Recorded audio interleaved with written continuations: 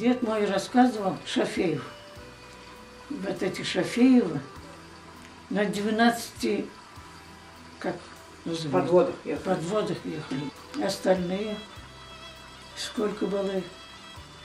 140 с лишним семей. Огромный обоз казачий. Тянулись по степи в сторону Урала.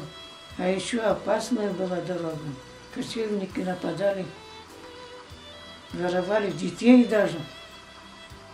Поэтому молодежь, которые служили казаками, они охраняли всегда.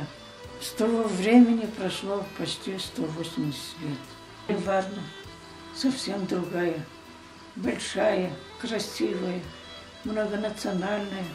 И никогда не надо забывать, что наши предки много сделали, что Варна была такая. Это были не простые люди, а особые сословия казаки. Они охраняли наши границы и героически сражались за Родину. И сегодня в Варне есть еще здание, построено этими трудолюбивыми казаками.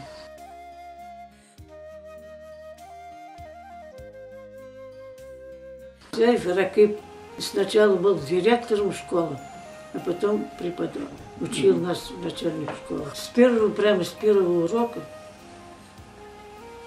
пришли, его вызвали, и больше не вернулся. Сказали, что его арестовали, как врага народа, как сын. Потом только объяснили, что его отец, оказывается, был мулло, полковой мулло. Во время Первой мировой войны был полковой мулла. За то, что его отец был полковой мулла. А этот сына арестовали. В это время репрессированных родителей, детей везде обижали. Талгат, сын, учился, окончил Троицкое педучилище. Приехал в Варну, татарской школы, преподавал тоже. Когда уже закон вышел, репрессированных освободили, тогда он стал учителем. Дети его тоже учителями. По Октябрьской улице угловой дом был соборная мечеть. Сейчас там районная библиотека. Помню хорошо, как минарет снимали. Ой, не дай Бог. Столько, весь прямо, когда снимали, ураган поднялся такой. Люди стояли, пожилые люди стояли, плакали, дети плакали. Все минареты сколько дергали, целый час канат.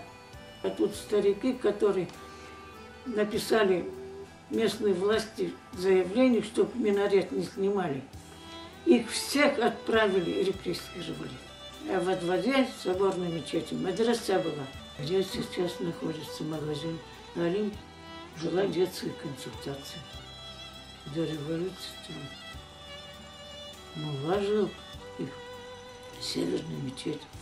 Во дворе мадраса еще до сих пор сохранился.